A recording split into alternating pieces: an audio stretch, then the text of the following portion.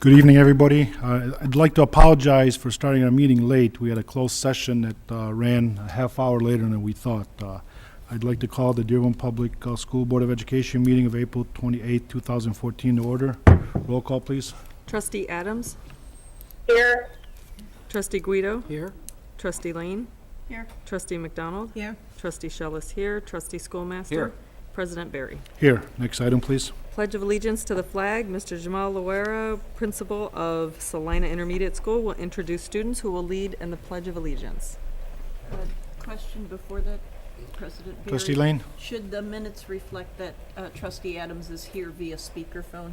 Okay, thank you for mentioning that. Thank you, Trustee Lane. Good evening. I'd like to introduce our Student Council President, Marwa, Absolutely above the crowd or anything.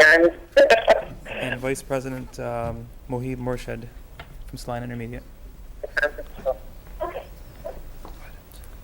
I pledge allegiance to the flag of the United States of America and to the republic for which it stands, one nation, under God, indivisible, with liberty and justice for all. Well, I gave them my weight from yesterday. Okay. Sorry. You want to step up here, please? Ottawa? Good job under good difficult job. circumstances. Thank you very much. Thank you for being here. Yeah. Good. Both You look look great. very sharp. I both of love you. it. Thank you. Good job. So grown up for middle school. Thank you, Ms. Loera. Before we go on to the next item, I'd like to mention that as a school district and a community, we lost a young man a few days ago. He was a junior at Ford High School. Name is Michael Gomez. Trustee McDonald and I attended the funeral services to represent the school. Very tough situation. Single mom, only child. I'm going to stop right there because I don't want to go there. But I'd like to have a moment of silent memory of this young man, Michael Gomez, one of our students.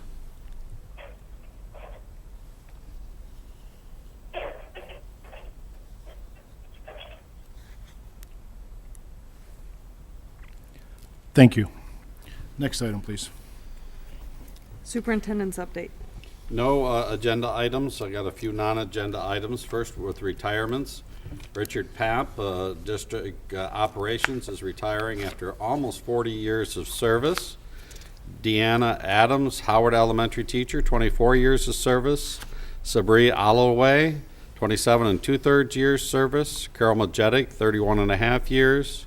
Deborah Rushke, literacy coach, almost 21 years. And Josephine Thompson, Department of Speech and Language, 29 years of service. So we certainly congratulate all of them and the retirements.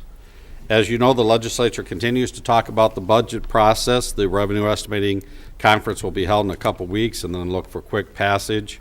A poll statewide was done on the Class for Kids proposal to put more funding into schools, and 75% of the public supported that notion. So we're certainly sharing that with Senate and House members. And with that in mind, on May 5th, all the school districts in Wayne County are asked to send a board member, an administrator, and some parents to Livonia, where all the school districts in the county are getting together and inviting legislators to hear about the Classroom for Kids proposal. So we'd encourage any parents and staff or board members who could attend May 5th, 6 to 7 at Livonia. More information will be forthcoming. We also have a lot of events this time of year. I know we want to thank our community partnerships and the rest for the events, so I'm going to run through them real quick. ADC has the Martin Luther King Scholarship Dinner coming up on April 30th. On May 1st, we have the Wayne County School Boards Association Awards Ceremony Dinner, and Bent Jabel Scholarship Dinner also on May 1st. On May 2nd, Metro Bureau Dinner, and several of you I know are attending that. Saturday, May 3rd, we have a unity run of all of our high schools students taking place at Ford Field at 9 o'clock. We also, on the same day, have the South End cleanup that will be taking place at 9 o'clock at, what is it, Lapeer Park? Is that the name of the park? Lapeer Park, Yep, yes. at Lapeer Park. So we encourage people to participate in that. May 5th, I just mentioned. Tuesday, May 6th, Otto Rowan Scholarship Dinner. May 7th, Dearborn Education Foundation Green Tide Dinner. Very important event where we're celebrating the Brum Scholars and Ford Motor Company. Thursday, May 8th, we have Superintendent's Honor Night, where students of a certain GPA get to honor a teacher who has made a difference in their lives, not just a teacher, but any school district employee. That same night, May 8th and 9th, the Dearborn High's movie, The 49-Cent Store, will be playing at the Performing Arts Center. And then May 9th, the LAHC Annual Awards Gala will be taking place. So a lot of activities, a lot of community groups supporting our students by giving them scholarships. And I'm just mentioning the events taking place between now and the next board meeting because there's a lot more to report on. So thank you very much for that. I thought you were going to go through that whole list. No, just the ones between now and the next board meeting. Next item, please. Citizen participation, citizens wishing to address the board on an agenda and non-agenda items for action who were signed in by 7:15 or 7:10 by submitting a blue card to myself may speak at this time. I have no blue cards. Thank you. Next item, please. Next item, approval of minutes. Approval of the minutes of the following Dearborn Board of Education meetings. Executive session, closed personnel, April 14th, 2014. Board report 13-134. Regular P12 meeting, April 14th, 2014. Board report 13-135. Recommended action, make any necessary corrections and move approval of these minutes. So moved. We have a motion support. There is no objection. The motion will be, I do have a Trustee correction, it's a McDonald? small correction, and I think it's on both of them. The roll call is correct, but the count is wrong. I think it says 5, and there's actually 6 that were present, and I think that's the same mistake on both of them. Minor, but. No, it should, well, because Pam was in the closed session, but not in the open session. Okay. So it might have been 6 on the first meeting and 5 on the 5 on the second meeting. second. Okay. Trustee Lane? I have a correction also. I think it's page 8 where it's talking about the math. And it says that education has not changed in the last 100 years. It has changed. It has changed. Some people say that it has not changed, but this math presentation shows that has changed, so. Okay. It's either 7, 8, I think it's 8, 7, 8, or 9. I didn't print it off. We'll find it. Okay.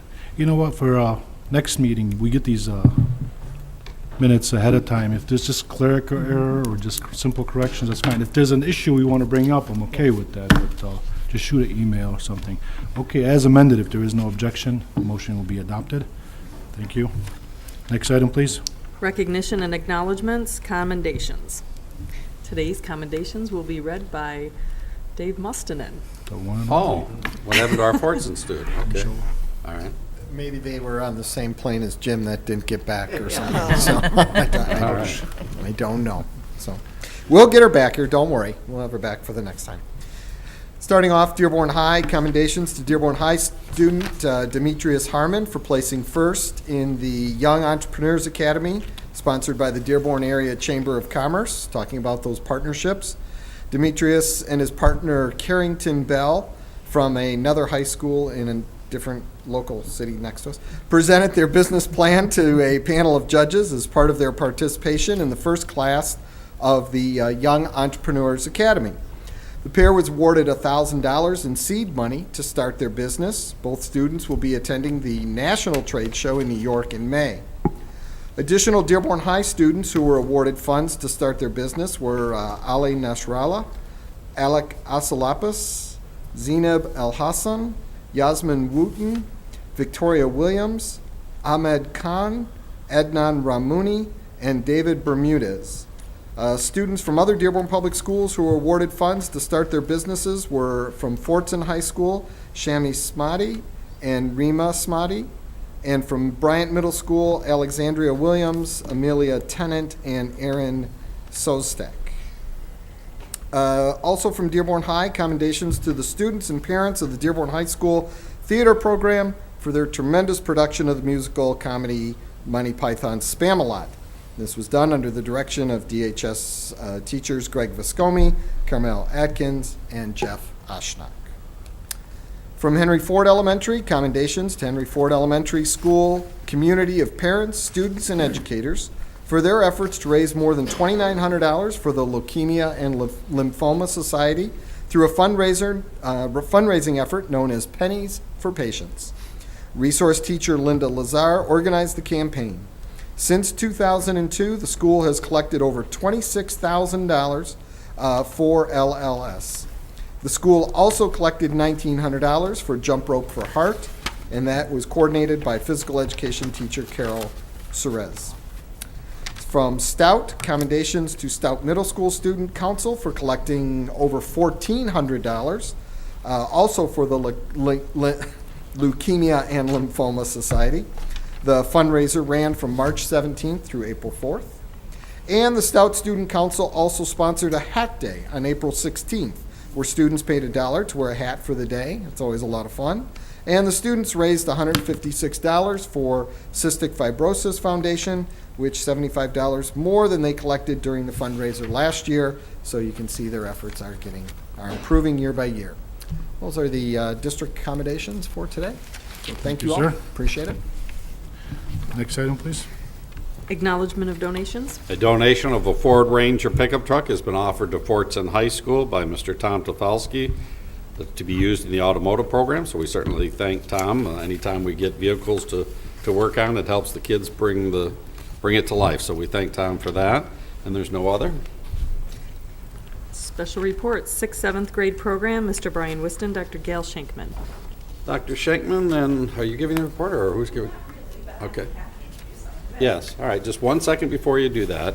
As you know, historically, our DCMST program served 9th through 12th grade students, but to help align it toward the Collegiate Academy, and since most of the students take either AP or dual enrollment type classes, we wanted to align that to 8 to 11, and then we wanted to come up with a 6-7 program that would be an outreach to students who are looking for something a little bit different. So with that, Dr. Schenkman will introduce. It's a wonderful introduction. So I'm happy to introduce our district STEM coordinator, Ms. Mary I didn't Verdi. see her sitting there behind the camera. There you go. Good evening. Good evening, Board President Barry, Superintendent Whiston, and trustees. Good evening. Thank you for the opportunity to tell you about our proposal for the 6-7 STEM program. Recently, there's been national attention on science, math, technology, and engineering education. So what is a STEM-themed curriculum? STEM is an acronym for science, technology, engineering, and math. A STEM course is not an add-on math, science, or technology course. Rather, the goal of STEM is to create an environment where students are guided to produce original ideas. These ideas, whether they're objects or structures, are created according to certain parameters that incorporate ideas from math and science and technology. So why STEM? Simply, this is where projected job growth lies in the United States. 20% of all U.S. jobs are in the STEM field. That's 26 million in the U.S. alone.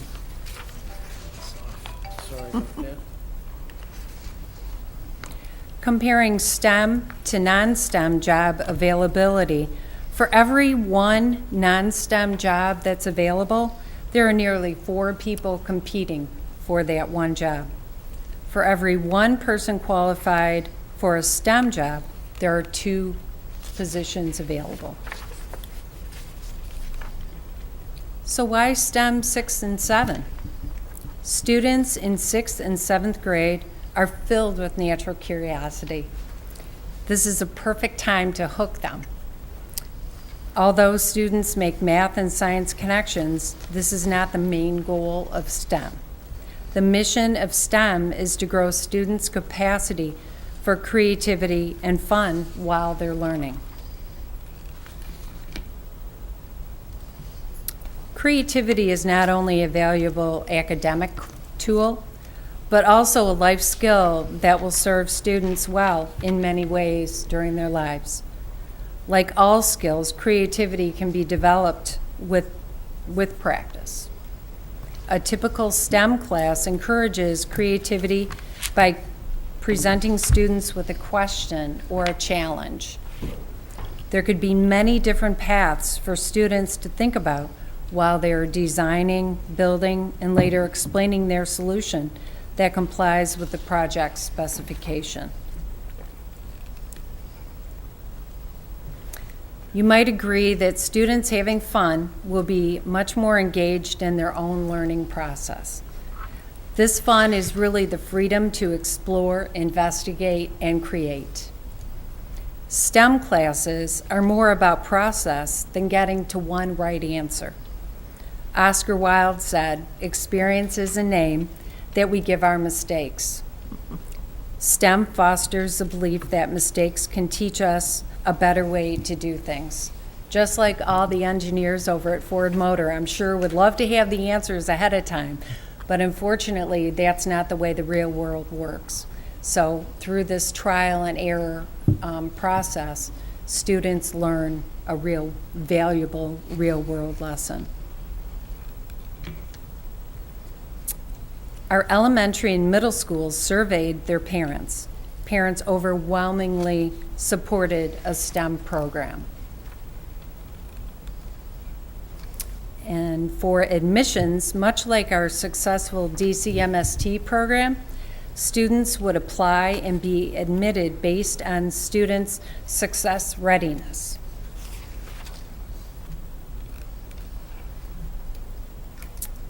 In partnership with Henry Ford Community College, we began offering Project Lead the Way classes this fall for dual enrollment credit.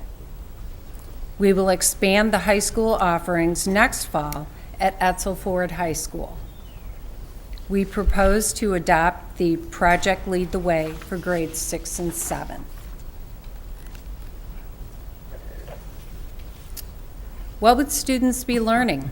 Some topics include robotics, flight and space, energy and the environment, and DNA and crime scene analysis.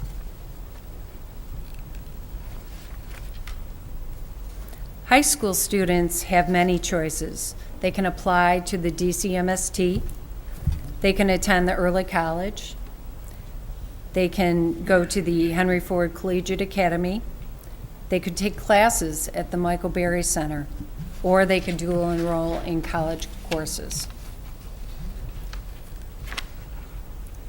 For middle school students interested in science, math, and technology, we propose the 6-7 STEM program. How might the school day look? A pretty typical middle school schedule is what students would have, and that would start with A square, like in a traditional middle school. And it would go on for a full day program, ending up with a choice of electives at the end.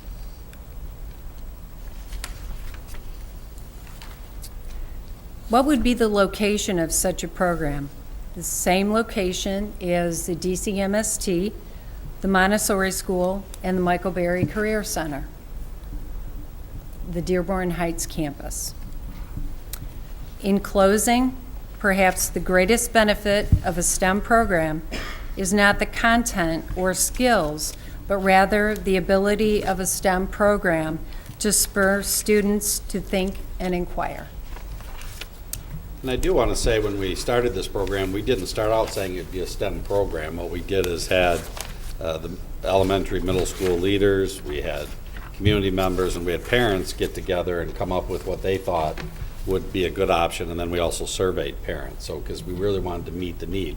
But we did think this made sense in terms of aligning to DCMST and other options in the district. But the key is, as you mentioned, high school, lots of options, middle school, not as many. And so we want to create some more options for students at the middle school level. That's great. Trustee Schoolmaster? Yes, I wondered how many openings would be available for this program and whether it would be selective or not, whether people would be accepted. Yes, just like Or turned DCMST. out. It would be an Yes. application process. Be an application Yeah. process. About 30, and we would start with 6th grade, and next Okay. year we would roll into 7th. And the number really is going to be determined on, how many people apply. I Interest. mean, if we get more applying, we'd have to look at adjusting the So if we the got number. 80 applying, we might go with 2 classes of Yep, 30. right. Okay. No, that's certainly allowing a lot of flexibility for our middle school students. Just a minor clarification, you said Henry Ford Community College. We are now Henry Ford College. And I'd like to thank Dr. Jensen, who is in the audience. He didn't jump up. Just a certain plug there. No. I'd like to thank Dr. Jensen, who is in the audience here, for his partnership and support for Project Lead the Way. Yes. Trustee Lane? Well, first of all, I really like it. What I am curious about is for probably a couple decades now, the United States has known that we've had a shortage of STEM fields. And yet, we don't see ourselves nationally worrying about a shortage of poets or, writers or whatever. But STEM, we've known that. And people have talked about it for a long time. We import thousands of non-U.S. nationals to fill these positions. So why is it that we cannot produce enough STEM graduates in the United States? I know that one problem with STEM fields is that students don't like to fail. I mean, not just students, none of us as adults like to fail. And lately, there's been some failure labs where people will talk about their failures and their ability to overcome their failure. The famous story about Thomas Edison is that he had to try, 150 different ways to make the incandescent light bulb. So that, to my mind, will be a very important part of this program. I know from students that I have dealt with who have been in STEM fields, they need to be reassured, you're okay. It's good to fail. Yes. Yeah, You learn something you didn't from it. get a really good grade. You probably would have gotten a better grade had you been in, art or music or whatever. Doesn't matter. But, thermodynamics or physics or whatever, it's hard and it's going to be hard, but it's worth prevailing in the long run. So that is a really important thing for students in STEM fields.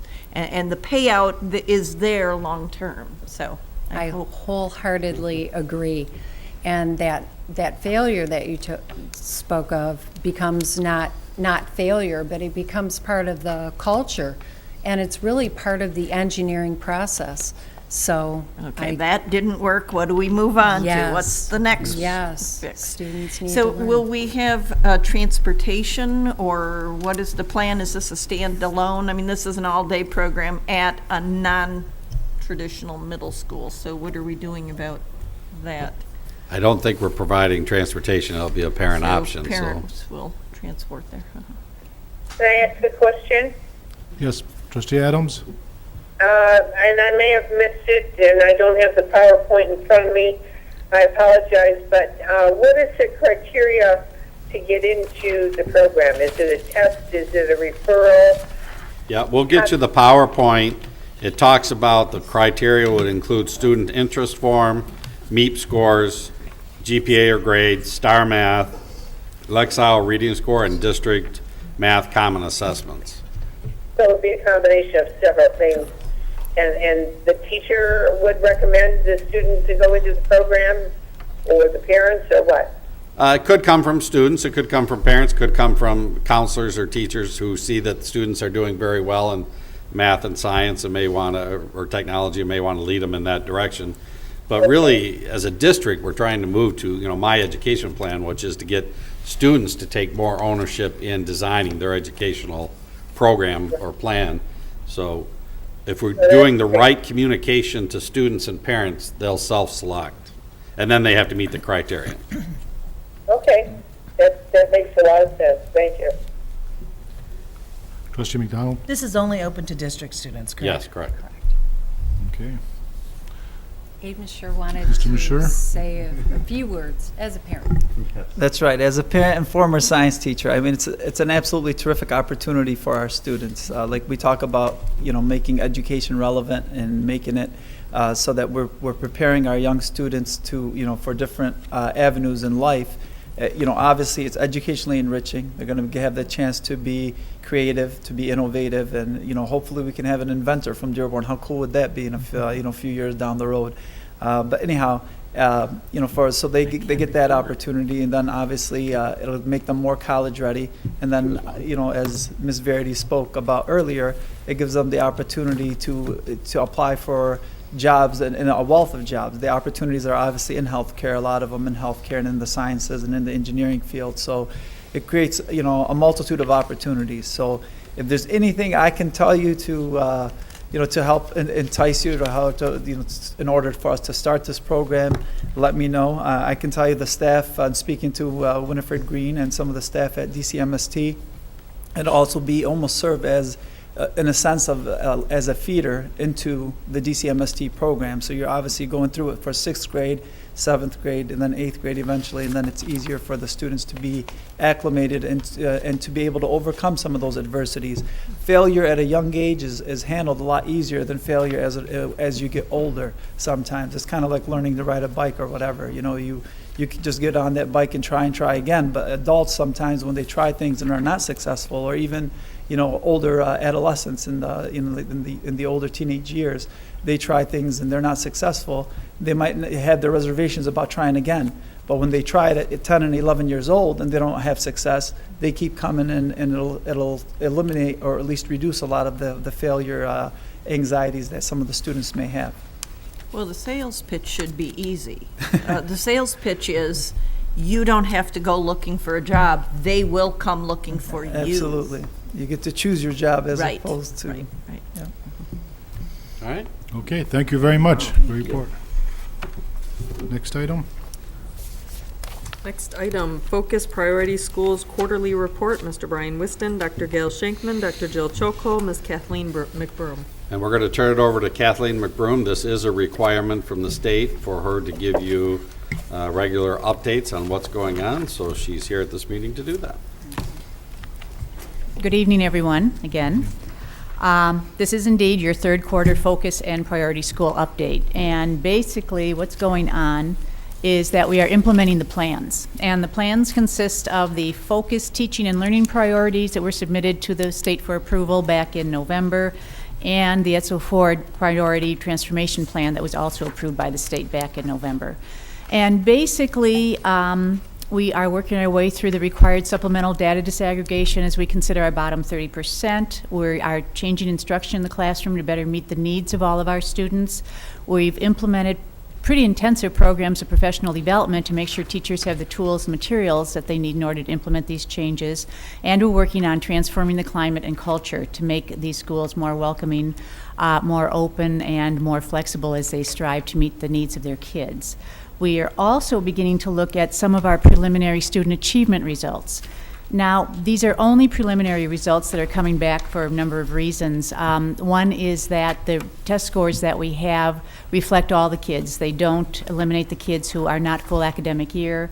They don't take into account other considerations that MDE will use when they compile the top to bottom lists that they base the focus and priority school designations on, including those kids who are within 2 standard deviations of being proficient, those kids who are on target to being proficient, and any appeals that we might put forth.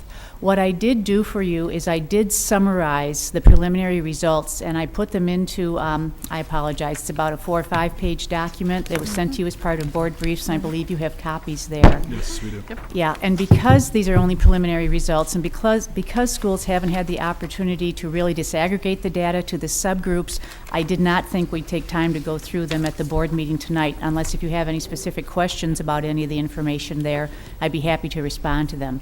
But basically, identified each school. I talked about where their achievement gaps were, what subject areas, and then I showed you, again, preliminary results on how the schools did in their areas.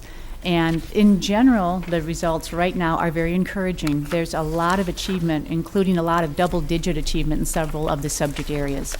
But unfortunately, we won't have the final results probably until sometime in mid-July, after all the appeals have been completed. And that's when we will really begin the task of really disaggregating the data and seeing where we are. As far as current tasks that we're working on in regards to our focus and priority schools, we are aligning our school improvement plans. Every school has to submit an annual school improvement plan to the state. We ask that those be completed by April 1st this year. And right now I'm going through to make sure they're in compliance with the focus and the priority initiatives that they've identified. The next step will be to incorporate these changes into the district improvement plan, which is a small phone book-sized document that I'll be sharing with you. That's due in May. And we're getting ready to work on our upcoming Title I plans and budgets for the coming school year to make sure that we'll have the proper finances available to fund these initiatives.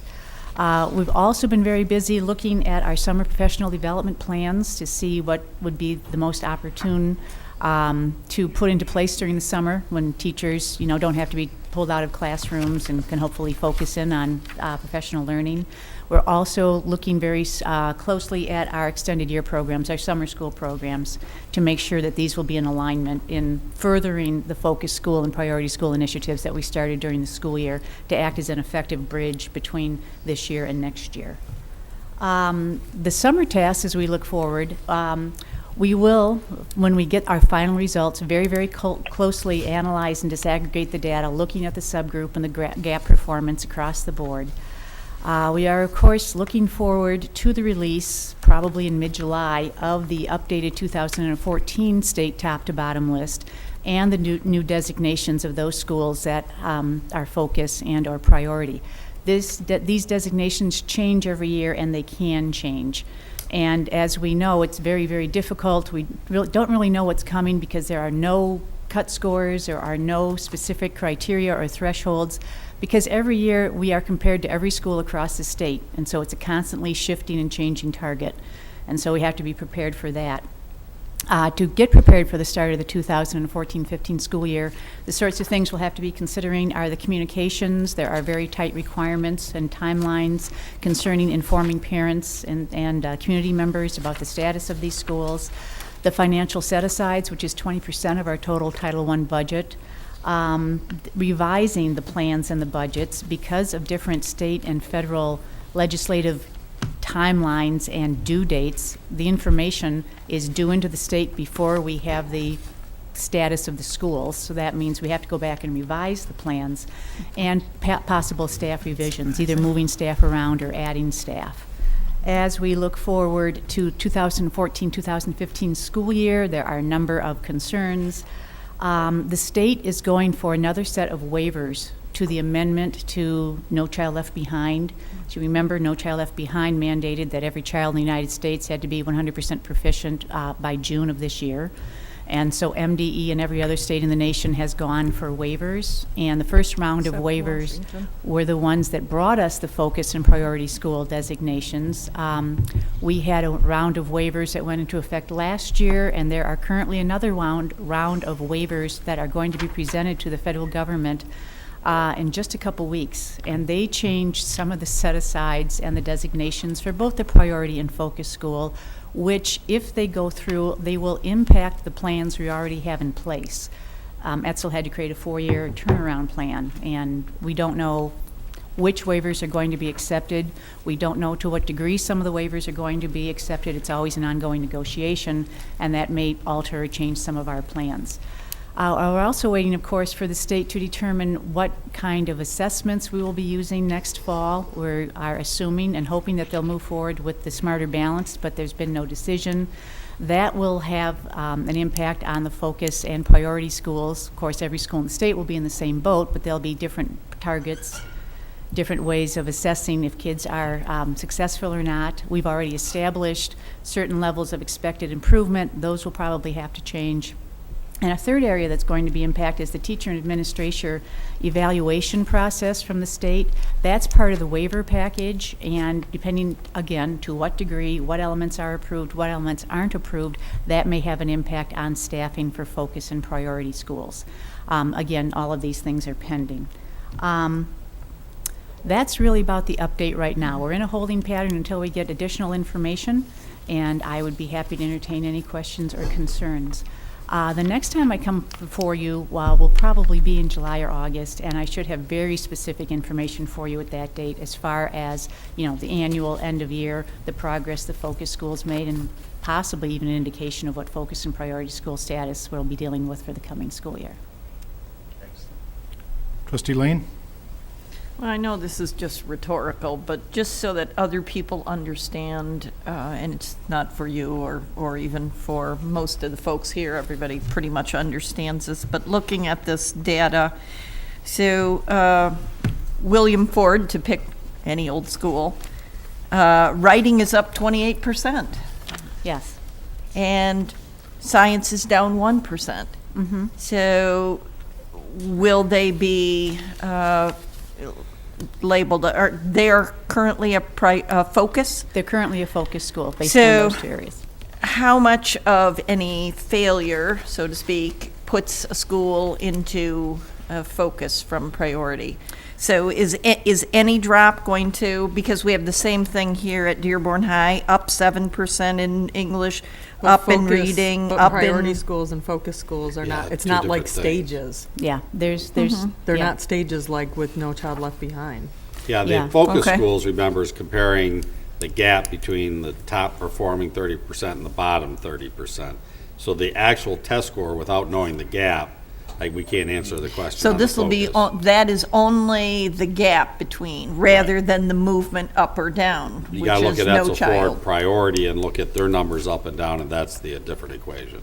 However, but there's another huge step. Not only do you have to look at this, remember, they are compared, oh, I'm sorry. Yeah, and that's my point. I mean, there's a huge step up in one area and a little, almost an insignificant drop in Well, another. Remember that every tested subject area is treated completely discretely. So it's not, Yeah, it is and eventually then there's averaged out. subgroups, and then there's the gap in achievement, Yeah. and, yeah, all that stuff. But the biggest issue that makes it the most nebulous of all is the fact that it's in comparison to how every other school did across the state. So, okay, so William Ford is up 28% in writing. Not that this would happen, but if every other elementary school went up 35%, or, dropped 5%, see, this is what is so difficult, because the schools are always saying, how much do we need to improve? They are required to write school improvement plans and focus turnaround schools where they designate very specific targets of improvement that they aim for. However, these targets are not defined Yeah, anywhere. and my complaint is just that we can make progress, and we can make really good progress, but to believe that every child in the United States will be on target, I mean, it's fantasy. It's just the most laughable fantasy out. So the law is written so that it's unachievable. As if no child has problems, no child in the United States has any problems in their life except achieving at school, Yeah. so, yeah. And it's that's just why MDE would ludicrous. argue that the waiver is such a much more fair and better system. But Trustee Schultz? the mere fact that we're comparing this year's students to last year's students already Is a problem. is problematic and kind of blows that out of the water. But I think that it is important that we explain to the community, because I know I was at an event, a PTA meeting a few weeks ago, and the concern was, okay, we're, a priority school now. Does that mean we're going to be a focus school? If we're a focus school, are we ever going to get out of this? I think that with No Child Left Behind, there was year 1, there was year 2, there was year 3, and these are the prescribed things. But this is a total different type of labeling, and it's not if you're a focus school this year, next year you're going to be a priority school, or the other way around. And I think there's a big misconception out in the community about this. And so maybe we can explain a little bit about the difference between the standings. Sure. A focus school, many high-achieving schools can be focus schools. Focus schools are only based on the achievement gap between the school's top-performing 30% and bottom-performing 30%. And they look at each of the 5 tested areas, reading, writing, math, science, and social studies, and they compare them across the board. And if you look at a school like Howe that has been named a focus school, first of all, at a small school like Howe, 1 or 2 children can make all the difference. And how you can possibly say that looking at a class of maybe 30 tested kids at Howe compared to maybe 300 tested kids at one of our largest elementary schools, and that those equate across the board is fair. MDE uses a system that involves Z-scores, which they say does level the playing field. But I have to probably refrain from editorial comment at this point in time. But focus schools are only based on achievement gaps. And as I said, several successful schools, very high-performing schools, have been named focus schools. One of the waivers that is currently before the federal government is that if a school is identified as being a focus school, which means it's in the top 10% of those schools in the state that had the widest achievement gaps, but their scores are still exceed the state average, they won't be named a focus school. So they're trying to take away some of the punitive. MDE will argue that a focus school designation is not meant to be punitive or negative at all.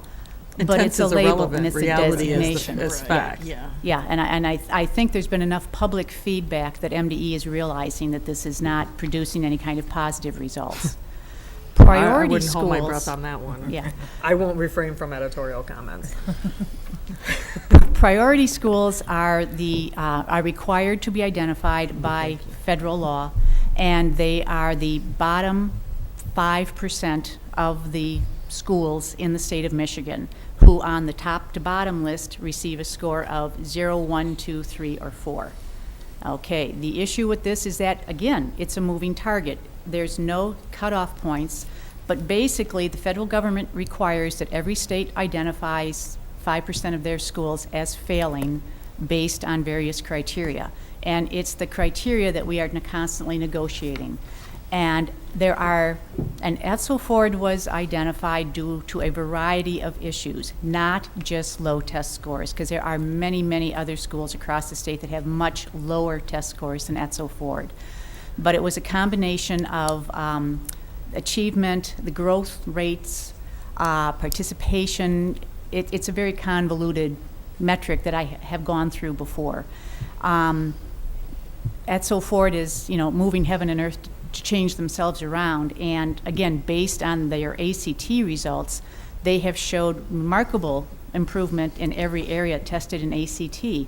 Another very positive sign for Etzel Ford is that they just looked at the plan results to determine the number of high school students who are eligible for the academy, who are on track to graduate and who have scored, have met the college readiness benchmarks. Etzel Ford has the smallest possible pool of candidates, but they had more kids qualify for possible admission to the academies than either, Etzel Ford or Fordson. So there are great things going on at Etzel Ford, and they are demonstrating remarkable growth. They really are.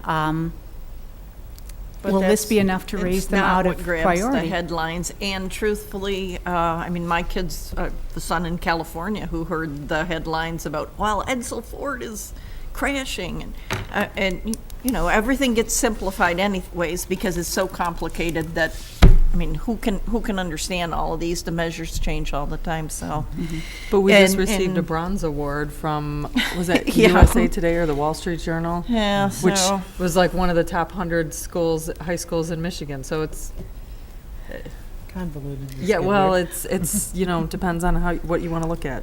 But it does have, but it's not punitive at all. Right, but it had real world consequences last fall when some families were at Edsel and did not enroll their students because they heard Edsel was failing in the bottom 5%, and labeling is punitive. Absolutely. Yes. Yes. And when the state superintendent comes and has a very successful visit and is very laudatory and applauds them across the board, yes, convoluted. Thank you for the explanation. Speaking of Etzel Ford, if you have any questions on this report, forward them to the superintendent, please. But 120 Etzel Ford students have met the application requirements for the Henry Ford Collegiate Academy. This is the largest number from all three high schools, and is coming from the smallest student pool. Additionally, 40 students are within a few points and can opt to retest. That's correct? Yeah. So one thing, I'd like to take this opportunity to reach out to our parents, something we're not paying attention to. This is a perfect example of leaving the schools to the local authority to deal with. The EAA, the Education Achievement Authority, that's the authority from the state that's taken away all the, the public schools in Detroit. Well, the House of Representatives voted to expand it statewide a few weeks ago. This was in front of the Senate last week, and they decided not to act on it. It's going to be in front of the Senate again tomorrow, and depending if they decide to act on it or not. I know with Senator Morris Hood, our senator, I know where he stands on this. He stands with us. But I'm reaching out to the parents here. We all have friends throughout the region here. Let's reach out to them, have them call their state senators, and let them know how we feel about public schools. I think public schools should, the control of public schools should stay within the local authorities. I think no matter what happens, if they take action on it or not, they're probably going to wait till after the elections and the lame duck session and probably pass this. There's no doubt in my mind what our governor's going to do. He's probably going to sign it. This is something he's been pushing, but we need a lot of noise. This is something not everybody's paying attention to. We need to make a lot of noise about this. Trustee Schoolmaster? Yeah, I just wanted to say that we've been also told today that Dearborn has been selected. You're not on your microphone. Oh, No one can okay. hear you. Yes, I also wanted to say, according to an email that I received, Dearborn has been selected at the 2014 Educational Excellence for the award because of the 8-step plan we took to improve the graduation process. And so, great things are happening in Dearborn. Sure. Great things are happening in Dearborn. And, name calling is not appropriate, and this focus school and priority schools give us an opportunity to improve our schools, but they don't necessarily mean that there's bad things that have happened at these schools or are continuing to happen. Great things are happening at Edsel Ford. Great things are happening at all our schools. And just, I'd like to make a comment to that too, because I know Edsel Ford felt very sensitive about being called a failing school. I don't believe any one of our schools are failing. There's learning, there's good things going on, there's increased test scores in every one of our buildings. And to call any one of them failing is just wrong. I think because they met some criteria, like you said, they were put into a category, but I refuse to that any of our schools are failing the students.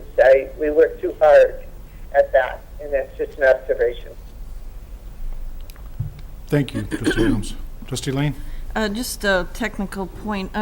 When a school is reconfigured, does that start the count period over, for example, at Howe? Henry Ford Early College is a new school, so it didn't have a track record. Does Howe change, or does it keep its designation since it's moving? I think it'll keep its designation. Yeah, Now, if we it'll would have have- shut down Howe and started a new program, it would have. But since we're just moving Howe Program A, still same program, to a different site, it doesn't change it. But it did when we got rid of the Magnan High School, and we made other changes. Right. Virtual high school. We Yeah, I have was the going to Magnan say, we didn't get rid of the We Magna have the High Magna School High unless School. I didn't. Virtual. So know if about we had something. changed the name, would that have changed it? Well, but we changed the program. Yeah, I think you'd have to significantly change the program. and the state realized that a lot of schools would be doing that, so the state has a backup formula in place where they would track the achievement of the students no matter where we put them, and they would keep them as a cohort, and we would be held to the same sanctions and requirements. They think of everything. Yeah. Trustee Guido? I just have one quick question. On the first screen, it referred to changed instructional practices. An example of that? We are moving, not only as a result of the focus schools, but we are moving towards more individualized instruction for every child. We're differentiating instruction. And this manifests itself in a variety of ways. We're using focus set-aside funds to get to professional development for our teachers, so that they're learning more formative assessments, they're learning more about small grouping, they're learning more about implementing the best practices, the kind of individualized instruction for all kids, not just focusing on the kids in the bottom 30, but trying to improve instruction and change instructional practices across the board. I think the presentation at the last board meeting about how math instruction is changing is a really good sample of that.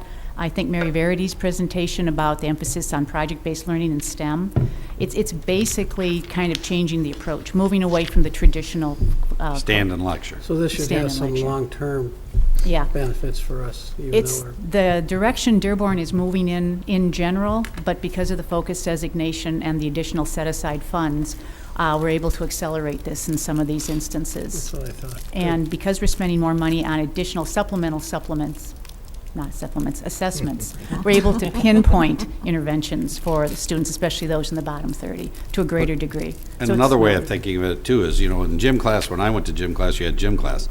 Now they're reading, they're writing, they're doing vocabulary words in gym. Same with art and music. I mean, it's really reshaping the way we're doing things across the board in every subject. Reading, writing. Well, will we keep doing those things when funding is shifted back? Yeah, I mean, we started it, this has been the direction the district has been heading over the last number We're of years. just accelerating a little bit because the funds are directed.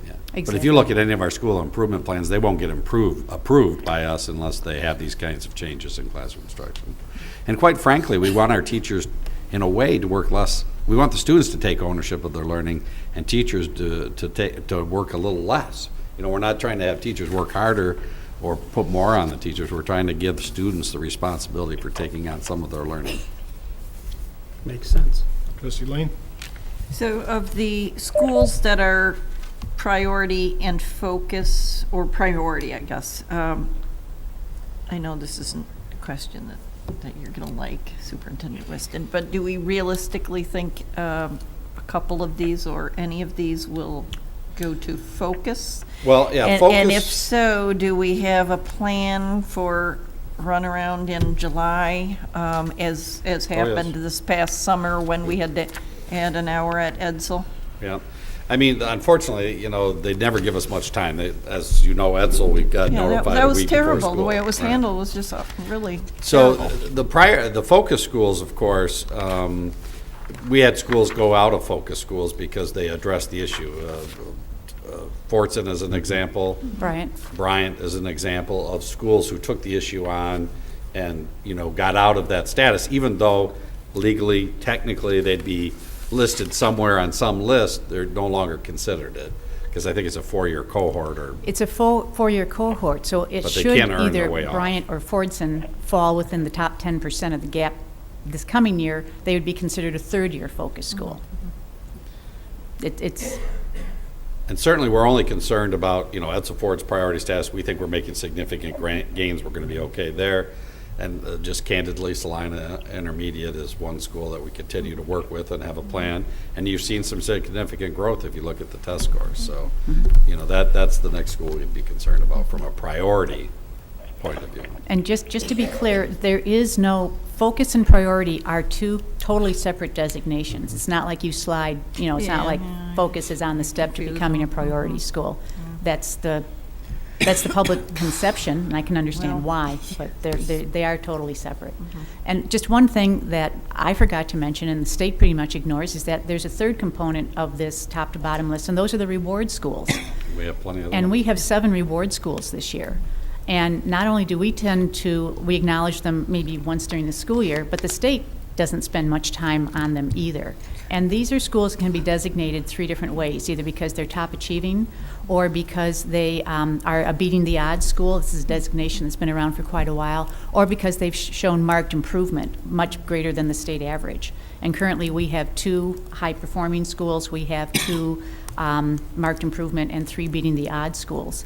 And I'm hoping that as part of the waiver, the state is putting forth some ways of officially recognizing these schools. But these designations are not supposed to be punitive. No. Any other questions? Thank you very much. Thank you. Next item, please. Sorry, the topic just irritates me. If they weren't trying to be punitive, they would spend as much time talking about those schools as they did the other schools, but that's just my opinion. Action items, special consideration of an action item. Are there any agenda items on this agenda which board members or the superintendent wish to discuss and vote on separately? If there are, we will exclude them from the motion. We have a supplement, which would be number 7, as amended. I don't believe we need a roll call, but I just wanted to make sure it was included. Anything else? Go ahead. I just want to highlight, we have the approval of the seal of biliteracy, so we're excited about that. Thank you, Mary. Need a motion? Okay, at this time, we'll call for a single motion, be approved of all the action items, move that action items number 1 through 7 be approved as recommended in this agenda. So moved. Support. Motion and support? I have one question. Yes. On the biliteracy seal, when will this take effect? Well, it will be for next school year. It'll They'll be- start, but I don't know if anybody could qualify that quickly, but they might. Okay, But so. certainly next school year. It'll be next again. school year when they can Place. acquire the, okay. I just wanted to verify that because I was asked today and I didn't know the answer. Elementary, middle school, and high school obviously can play a role in this. Okay, excellent, thank you. Okay, there's no objection, and the motion will be adopted. Next item, please. Discussion items, there are none. You Summary? have to do the summary. Oh, yes, sorry. I got up way too early this morning, I apologize. Summary of agenda action items. Number 1, approval of warrants, which are items for payment by the district and have been reviewed by the administration. Number 2, approval of contracts for bond construction work. 3 through 4, approval of non-instructional and instructional personnel items for P12. Number 5, approval of seal of biliteracy. 6, approval of donation. And 7 is expulsion of Oakman Elementary School student. Now Now we can moving go on to discussion items, none. You know, Mr. Berry, I wanted it noted that neither Ms. Adams nor I were available for the discussion as to 7, so we recused ourselves as to 7 only, and I would like the record to indicate Well, that. Let's go to roll. I would like to Yeah. abstain on that too, please. Then you should pull Well, that then item. it should have been Then we pulled. should have, yes, we should have pulled it. I was looking for 7 and I couldn't find it. Oh, that's why I had said it was a supplement, number 7. Right, but I didn't get any. It's sitting at our desk. Well, we might have handed it out during the Oh, session. my to be honest with That's fine. you. Let's just, Yeah. let's revisit. Yep, we can item number revisit 7, it. please. Just so we be- Well, it Jim, so doesn't make just any so it can go on the difference. record. Yes, Yep. thank you. what it is. Number 7 is expulsion of Oakman Elementary student. Recommended action, move that the Dearborn Board of Education, having heard and considered the evidence in the case of an Oakman Elementary School student, shall permanently be expelled from the Oakman Elementary School and the Dearborn Public School for 1 year, 180 days. He may apply for reinstatement if conditions are met. He may be considered for early reinstatement if conditions are met. I So would like moved. to pull that and ask for a roll call vote if I could, please. Well, we have to motion We and have a support. motion, do I have support? Support. You have a motion, support that. support. Roll call, vote, please. Trustee Adams, I'd like to abstain on that vote. Trustee Guido, Yes. Trustee Lane, Yes. Trustee McDonald, Yes. Trustee Shellis, yes. Trustee Schoolmaster, Yes, I would also like to abstain as I was not available for consultation on this issue. President Barry. Yes. Motion's approved. Go into item number 9. Acknowledgement of correspondence. Anybody? Next item, please. Board of Education business, board member committee and organization reports. I don't believe we've had any meetings. No. Next item, please. Board member commentary. Trustee Lane? I would just, I've heard quite a bit in the media about zero tolerance, the law, and there were a couple of examples that were given. It's been on, I know it's been on Michigan radio and National Public Radio, I think, as well. And there's some egregious cases where students are expelled for insubordination or not having a uniform, not having a school ID. I would like to say that, and we have had expulsions, and we sat tonight, and we've sat many times. They're really awful to sit through, but this board does not as long as I've been on it, does not expel a student without serious deliberation, and not for reasons like that. Most of the time, our conversation is the safety of the school. So I would just like to say that as a Safety of the comment. students in the schools.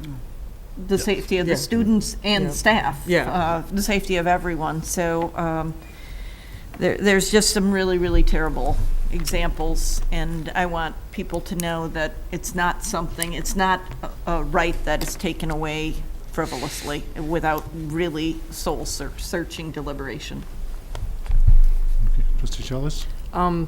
Since you bring up the topic, I know that at the beginning of the school year, and I believe last year as well, all parents were required to sign, or at least in elementary school, all parents were required to sign a piece of paper that explained our board policy with regard to guns and toy guns and airsoft guns or pellet guns or Nerf guns or any sort of implied weapon. And I just wanted to verify, was that done just at the elementary? Was it middle school and high school as Everybody, well? all of them. And I mean, this is an epidemic that unfortunately is gripping our nation. And it's difficult when we have to sit here and make decisions. And unfortunately, we're put in a situation a lot of the times that we have to deal with what-if scenarios. And, you know, it's difficult for me as a parent because I see both sides of the issues.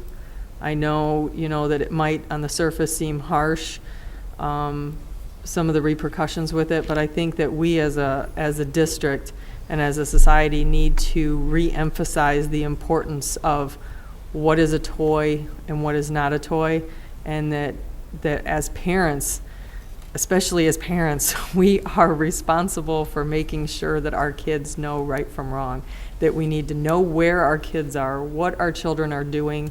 You know, something as simple as checking your kid's backpack every day.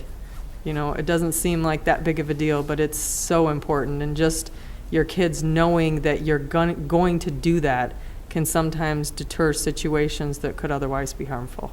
And I guess I just want to emphasize that to everybody watching. And I know that, you know, everybody in this room here has probably heard me say it a million times, but it's devastating to us sometimes to have to make the decisions that we do.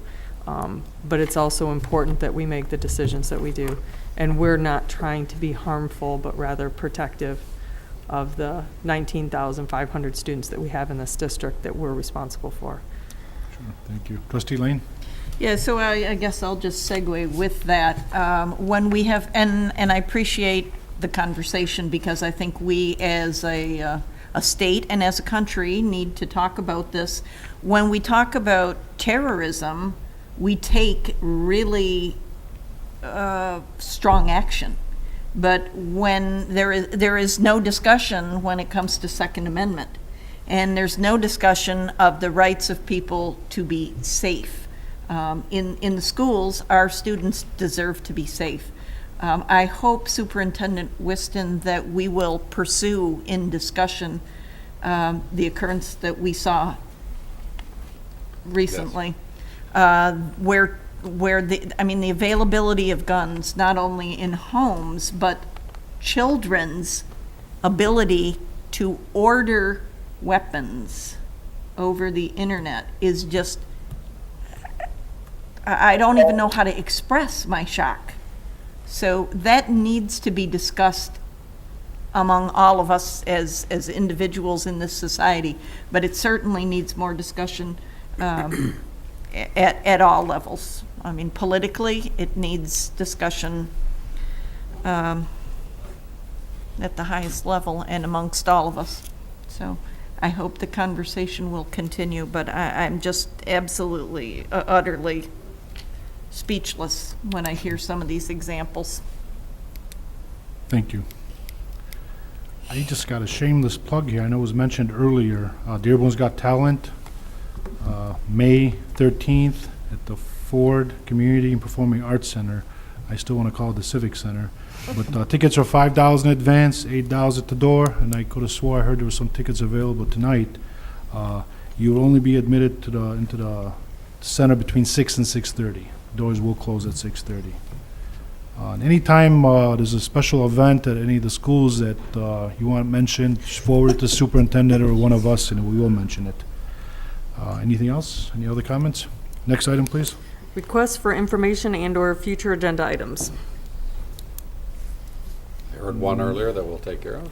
Okay. Next item.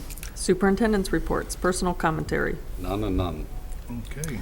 Future meeting dates. Monday, May 12, 2014, P12 Board of Education meeting, 7 p.m. at the Administrative Service Center in the Frank Franchi Boardroom. Monday, May 19, 2014, HFCC meeting, 7 p.m. at the Andrew Mazzara Service and Conference Center in the Roseno Boardroom, Henry Ford Community College. Tuesday, May 27, 2014, P12 Board of Education meeting, 7 p.m. at the Administrative Service Center in the Frank Franchi Boardroom. Monday, June 9th, 2014, P12 Board of Education meeting, 7 p.m. at the Administrative Service Center in the Frank Franchi Boardroom. We do have a closed session. I was Yeah, looking at I don't that wanna interrupt thinking, you, do but we do have a one? closed session, and that is Is that Monday, May 12th? Monday, May. 95th. I thought that was canceled. No, we went No, to that May- was canceled for May the college. 12th at 5 p.m. Oh, I didn't hear about Yes, I asked everybody at the last week. that. Okay. Everybody was okay. Is that right, Mr. For the college?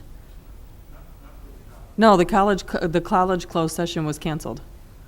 We had it for May 5th at 5 o'clock, and then it That got was canceled. Okay, okay. Correct? Okay. We had discussed it doing it on the I'm gonna bail 12th, but there myself wasn't out enough here. time. Meeting's adjourned. The power of the gavel. But